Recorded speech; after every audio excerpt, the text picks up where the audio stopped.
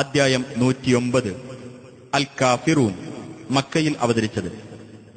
സത്യനിഷേധികളെ അഭിസംബോധന ചെയ്തുകൊണ്ട് സത്യവിശ്വാസിയുടെ നിലപാട് വ്യക്തമാക്കുന്നതിനാലാണ് ഈ അദ്ധ്യായത്തിന് ഇപ്രകാരം പേർ നൽകപ്പെട്ടത്. ബിസ്മില്ലാഹിർ റഹ്മാനിർ റഹീം. ഖുൽ യാ അയ്യുഹൽ കാഫിറൂൻ. നബിയെ പറയുക, അവിശ്വാസികളെ, ലാ അഅ്ബുദു മാ തഅ്ബുദൂൻ. നിങ്ങൾ ആരാധിച്ചു വരുന്നതിനെ ഞാൻ ആരാധിക്കുന്നില്ല. വലാ അൻതും ആബിദൂന മാ അഅ്ബുദു.